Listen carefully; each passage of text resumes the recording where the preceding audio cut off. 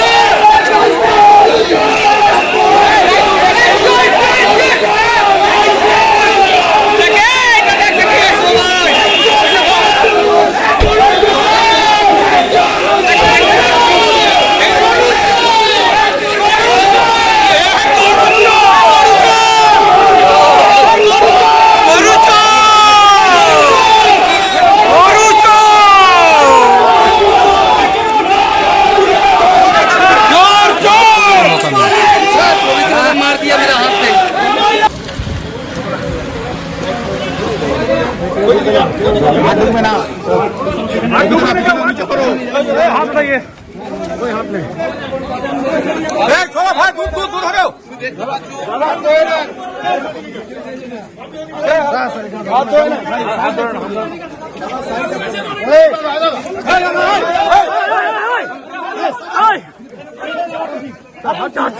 आराम से सर, हो गया।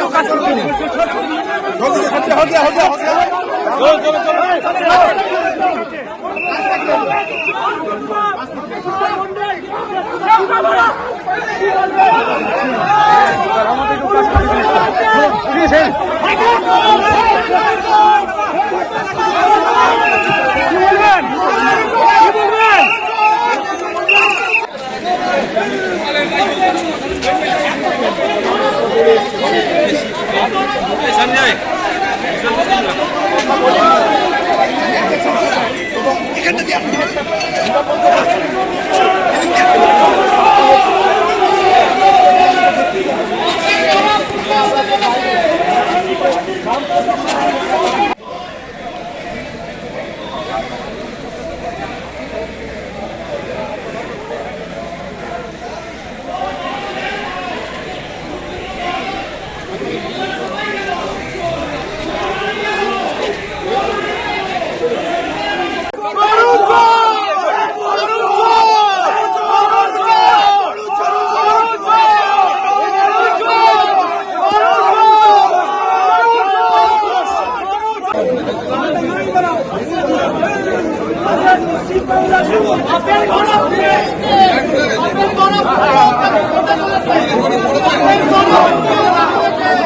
নামা মুখটা ঢেকে দিন। সিবিআই পক্ষ থেকে 14 দিন পুলিশ কাস্টডি চাওয়া হয়েছে। পবিত্র দা নিচে নামা।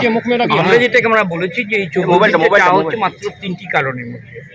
একটা কারণ হচ্ছে ওনার আয় যা আর ওনার যে সম্পত্তি যা সেটার সঙ্গে সঙ্গতিপূর্ণ নয়, এইটাকে প্রমাণ করার জন্য আমাকে ওখানে নিয়ে যাওয়ার দরকার হয় না। তার কারণ এটা হচ্ছে আমার সাংবিধানিক অধিকার। আমার কীভাবে আমার টাকা পয়সা জোগাড় হয়েছে বা আয় কীভাবে বেড়েছে এটা আমি সিবিআইকে নাও বলতে পারি। তার কারণ হচ্ছে সংবিধান আমাকে বলে যেটা আমাকে ইনক্রিমিনেট করবে, যেটাতে আমার বিরুদ্ধে আসতে পারে, সেটা আমি বলতেও পারি নাও বলতে পারি। এ ব্যাপারে আমরা নন্দিনী শতপথীর একটা জাজমেন্ট বলেছি।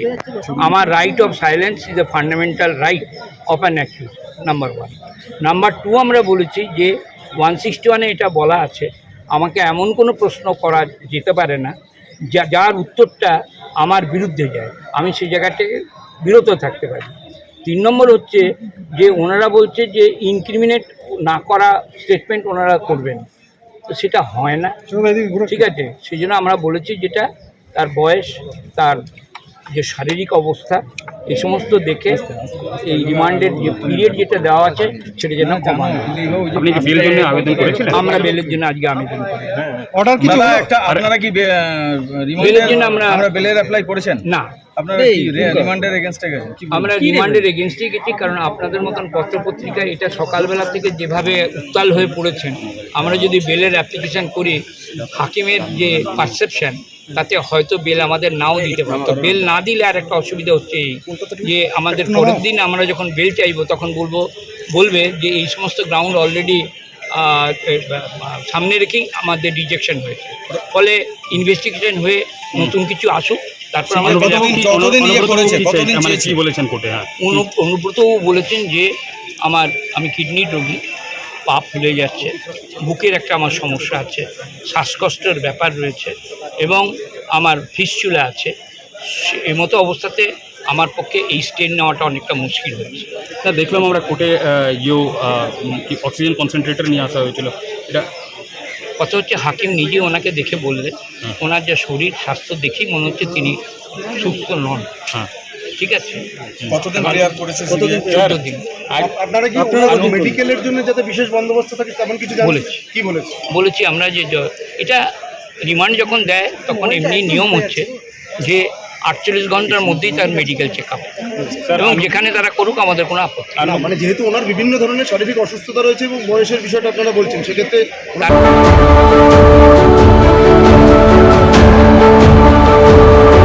অক্সিজেন লাগবে, দিদি বলেছিল অক্সিজেন লাগবে, আমরা অক্সিজেন নিয়ে এসেছি। সিভিলকে লাগবে, অক্সিজেন লাগবে, আরে অক্সিজেন লাগবে, অক্সিজেন লাগবে, আরে গরুচুরকে অক্সিজেন লাগবে স্যার, গরুচুরকে অক্সিজেন লাগবে, আমরা দেবো। সিএম বলেছিল, সিএম বলেছেন তো, সিএম বলেছিল গরুচুরকে লাগবে অক্সিজেন, গরুচুরকে অক্সিজেন লাগবে।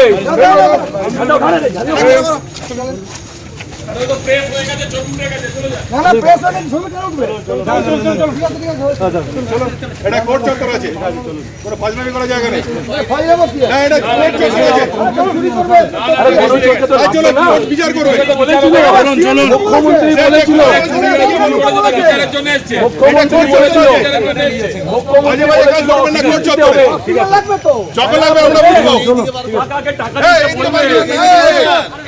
ওদিকে নিয়ে আসেন, এদিকে বার করে করছে এটা কোর্ট চত্বরে। এদিকে যান,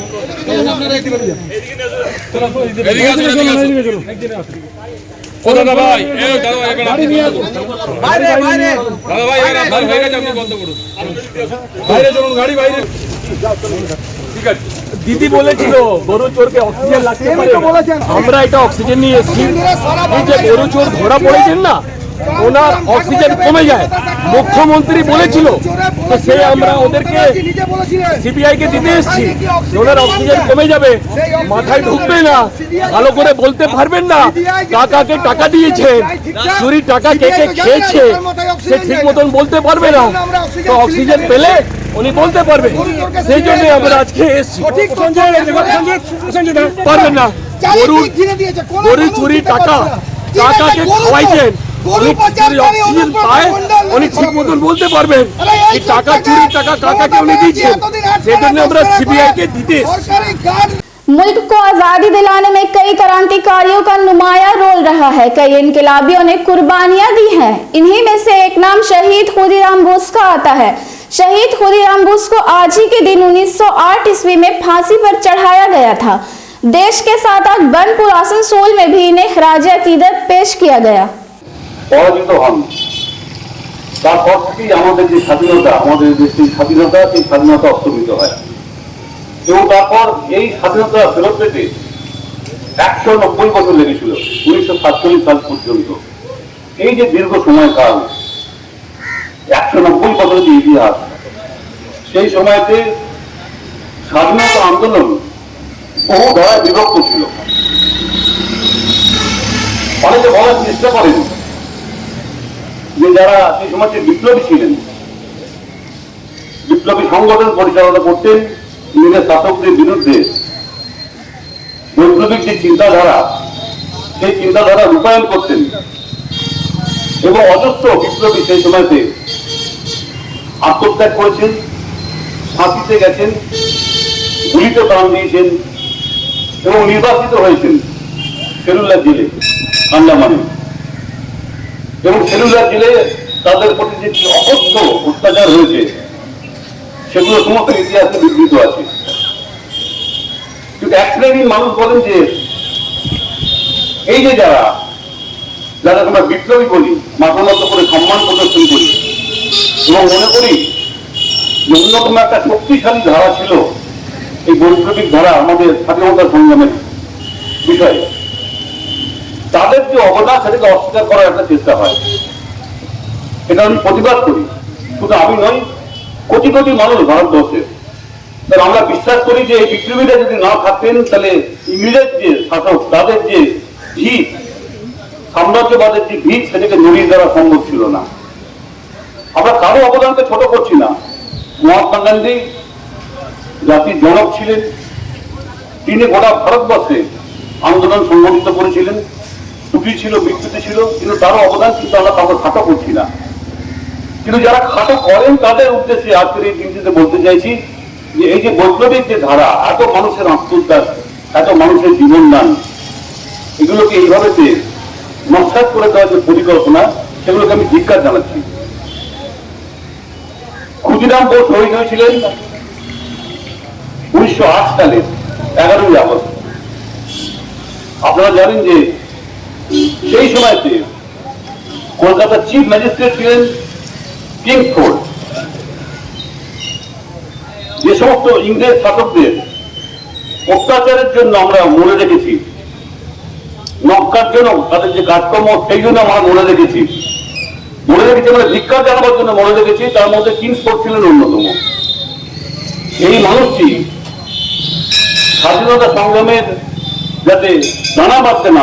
তোমায় ভুলিনি, বলবো না, এরপর আমি শহীদের রক্ত হবে না তো ব্যর্থ, শোধ করো, শোধ করো, শোধ করো, শহীদের রক্ত হবে না তো ব্যর্থ।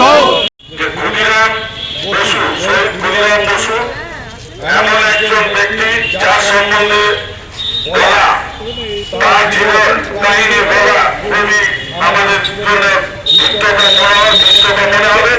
তাই আজকের দিনে যে ওনার মৃত্যুবার্ষিকী, সেই মৃত্যুবার্ষিকীতে একটা কথা বলি যে উনি ছিলেন সর্বকনিষ্ঠ হাসির মঞ্চে যত বিপ্লবী আত্মবলিদান দিয়েছিলেন তার মধ্যে উনি ছিলেন সর্বকনিষ্ঠ এবং ব্রিটিশদের সঙ্গে আকস্মিক সংগ্রাম করে দেশকে স্বাধীনতা এনে দিয়েছিলেন, তার মধ্যে তিনি একজন। তাই আজকের দিনে ওনাকে স্মরণ করি, স্মরণ করে বলি যে আগামী প্রজন্ম যেন দেশাত্মবোধক যে শিক্ষা উনি পেয়ে গেছেন সেই পদ্ধতি যাতে পরিচালিত হয়, আমরা যাতে তার এই আত্মবলিদানকে স্মরণ করি। ভুলবো না, ভুলবো না, শহীদ ক্ষুদিরাম অমর রহে। ঠিক আছে, থাক। জয় দা, একটু জয়, একটু পিছনে। যাস না বাবা, চল এবারে। 15 अगस्त को लेकर रेल इंतजामिया की जानिब से हिफाजती इकदाम लिए जा रहे हैं। प्लेटफॉर्म और ट्रेनों में तलाशी मुहिम चलाई जा रही है। इस सिलसिले में आरपीएफ के जिम्मेदार राहुल राज ने मजीद जानकारी देते हुए कहा कि डॉग स्क्वाड के जरिए भी तलाशी ली जा रही है।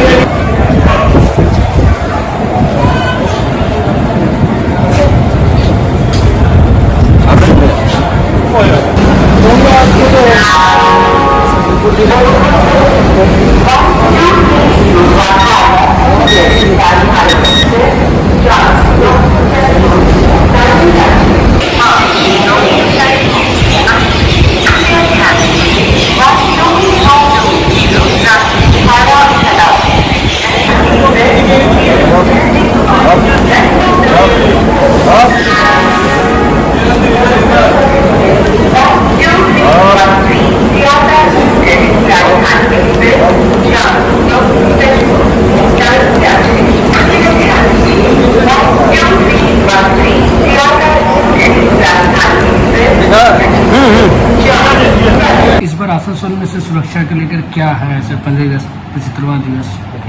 इस बार हमेशा की तरह हम लोग अलर्ट हैं और कंसिडरिंग कि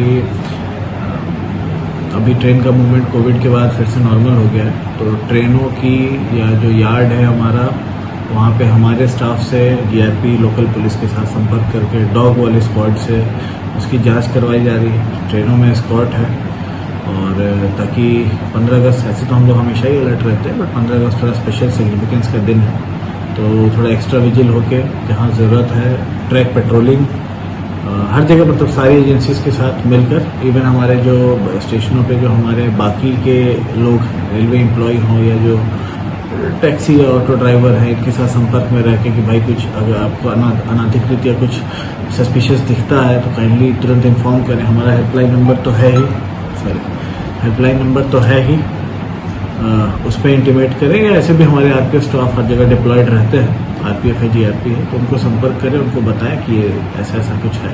तो वही एक जॉइंट एफर्ट रहेगा सबका, आरपीएफ का, जीआरपी, पुलिस और पब्लिक का, ताकि हम लोग जो है कुछ स्मूथली इसको ऑर्गेनाइज कर सकें। सब विशेष आरपीएफ का मूल्य अगर देखा जाए तो इस बार क्या रहेगा? कुछ एक्स्ट्रा कुछ सर बढ़ाई गई है सुरक्षा में? जो मैन पावर है उसको हम लोग जैसा हर साल करते हैं, वैसे पुराने सीडीएसी सर ने भी किया था कि एक guideline.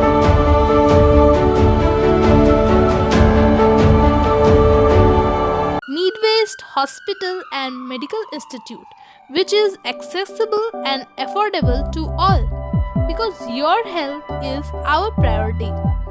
100-bedded IPD unit, super specialist doctors के साथ ही साथ यहाँ कई तरह की फैसिलिटीज उपलब्ध है, जैसे emergency 24/7, modular OTs, ICU, NICU, HDU, pharmacy 24/7, day care unit, dialysis unit, dental unit, diagnostic and pathological service with fast, friendly, accurate and a higher level of care for you. हमारा पता है भगत सिंह मोड़, Asansol 713304। Contact number 9123873265, 9609002666, 6295280253। घर को दे आकर्षक look, आकर्षक रंग बिरंगे designer wallpaper, liquid wallpaper, glass tiles, grass carpet, wooden floor, carpet, artificial tree, vertical garden का इस्तेमाल कर अपने घर को बनाए सपनों का महल।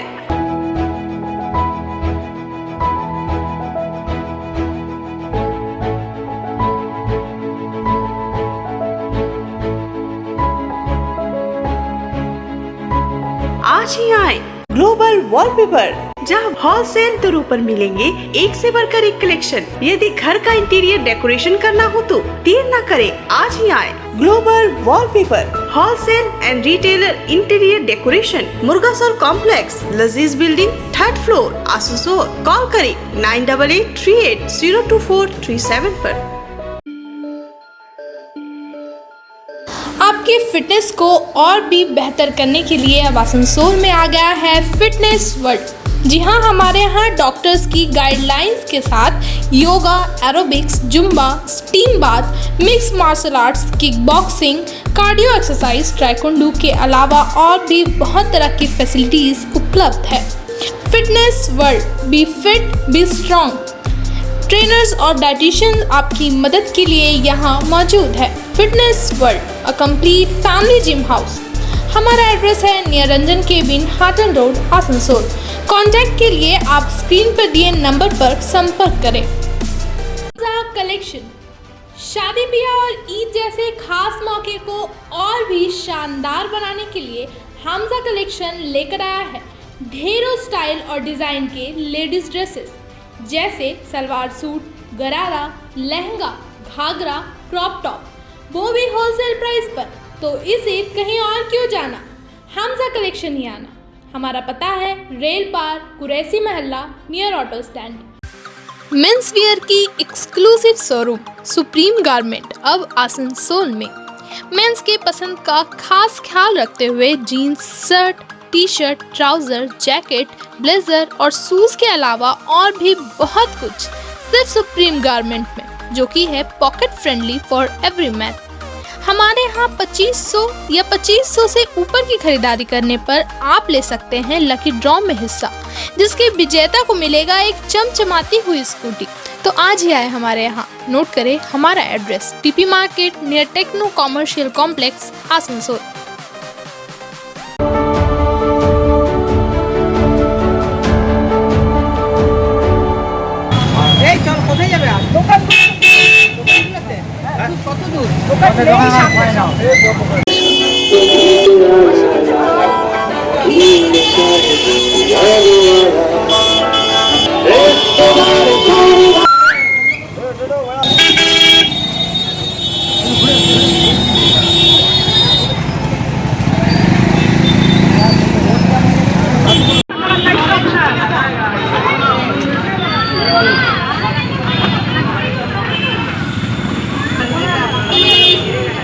আটটা ওই দিকে দেখেন।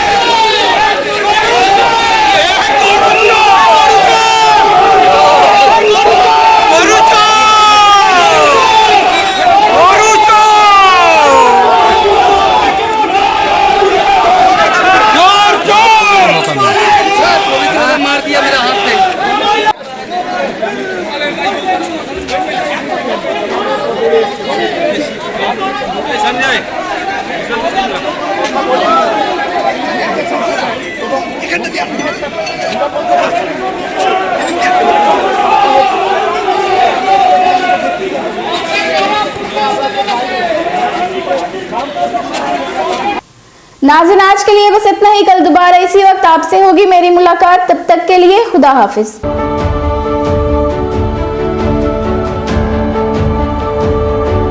आसनसोल नगर निगम के तत्वाधान में मिशन निर्मल बांग्ला को सफल बनाएं। हमारी प्रतिज्ञा, हमारा गर्व। एक बात सभी याद रखें, कचरा जहाँ तहाँ ना फेंके। कौन सा कचरा कहाँ डालना है अच्छी तरह से समझना है। स्वयं जागरूक हो, औरों को भी जागरूक करें। रिड्यूस, रीयूज और रिसाइकिल प्रक्रिया को अपनाएंगे, सुंदर स्वस्थ आसनसोल बनाएंगे। आसनसोल नगर निगम के ग्रीन और ब्लू बीन का सही इस्तेमाल करें। प्लास्टिक का व्यवहार ना करें और लोगों को भी जागरूक करें। सुंदर परिवेश गढ़े, स्वस्थ रहे। आसनसोल नगर निगम सदैव आपकी सेवा में उपस्थित है। Clean Asansol, green Asansol.